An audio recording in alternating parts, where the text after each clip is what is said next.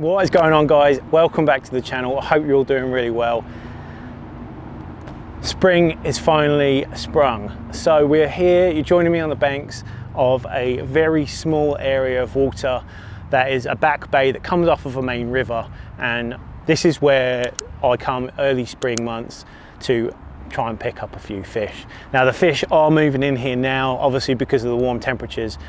The temperatures have gone from low 50s in the last like 2 days up to today, which is about 76 degrees, I believe. So very warm, and the fish are here, they're ready to go. Now obviously they will spawn in this bay.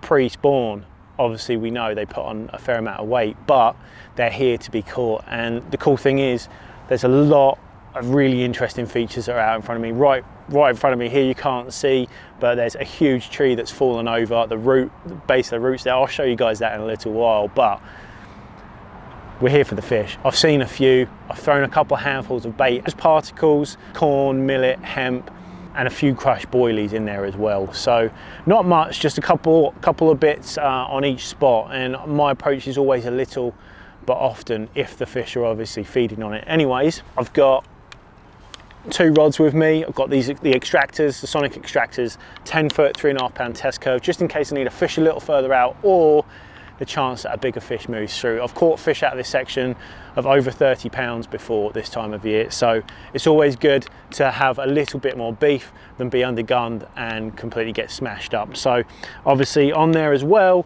I'm fishing, as you can see, these method feeders, and these are the quarter method feeders, and they're great. They're weighted on one side, as you can see on this fin, and that allows it to fall through the water with the heaviest side down and leave your hook bait perfectly balanced on the top. Hopefully they're into it. The mix that I'm going to be using on here is very simple. It's what's referred to here in the US as pack bait, or oats and cream corn.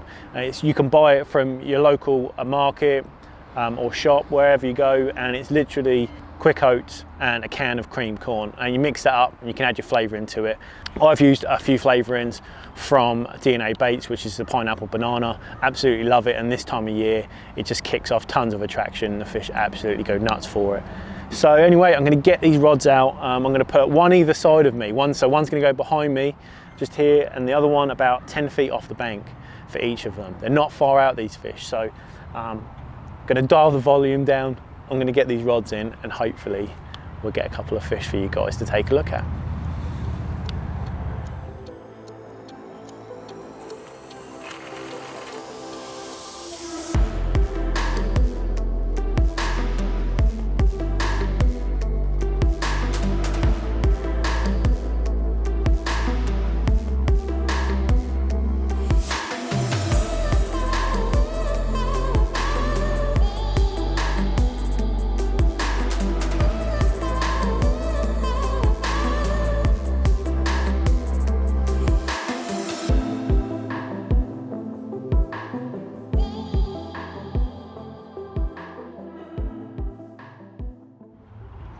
Right, so there you have it, guys, a very simple setup that is just the inline method feeder to a very supple length.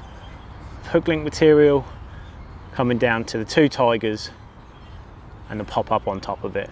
And that will balance perfectly. It'll waft around very gently out there, and that bright colour and scent will obviously give it a lot of attraction. This is where the pack bait comes into it. For those of you that know what it is, then you guys are all sorted out, but for those of you that haven't seen it before, like I said, it's just oats and cream corn, and that packed around a feeder. The fish love it. Nice and simple. I'm going to show you this in a minute, and it's a big size of pack. Now it's quite a large amount of bait, but that breaks down very quickly to almost nothing. So you get this sitting out there, this breaks down, and you're left with your hook bait on top of it. What I tend to do is just poke my hook just inside the side of the ball like that, so it's left there. These method feeders are weighted on one side, meaning it will fall through the water column with that side down. So I always try to put my hook bait into the side that is going to be facing up.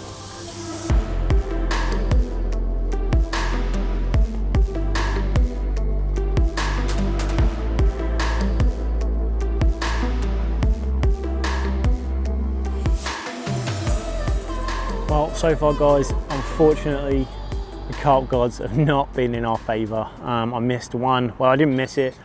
I picked up the rod into what felt like a, you know, mid-teen, low 20 fish, and yeah, hook pull, unfortunately. So I don't think it was hooked properly. I think where they're feeding so aggressively quickly in and out, maybe it wasn't even hooked at all. Maybe it just had the method in it, you know, maybe it was just mouthing the method. Anyway, I picked the rod up and unfortunately it's gone. Fish have all spooked off. That's the only problem with this spot here, is that you get one, they all scatter. So since I'm fishing very light, I've got just the 2 rods, a bag and the camera with me. I'm gonna grab this gear, head out to the main channel of the river, which is on the opposite side of this bay that I'm fishing in. So gonna give it another hour on there and then head home. So either way, if I don't catch it, it's been great to get out and just kind of soak in some of the sun for a while. You know, with COVID and also cold weather, it hasn't really made for a very good recipe to get outdoors. So I'm really enjoying being outside and just taking it all in. It is a little bit noisy with the road somewhat in the distance there, but I've still got the wildlife, the birds are chirping, and there's a fish that's just bushed out over the far side. Maybe I'll give it a little bit longer. It's always tough to know, you know, whether or not you should really just kind of stick at it and keep going, or, you know, try another spot. I mean, the river, there's so many fish in here that just one of those, you know, it could happen, it may not happen, and that's okay, and that's part of fishing, isn't it, I suppose. So what do you do? No, I'm going to stick with my original plan. I'm going to get the rods in and make my way over to the main channel of the river and fish there for, you know, an hour or so and see what happens. Might luck out, might not, and if we don't, either way, it's still good to just be outside. Catch up with you guys soon.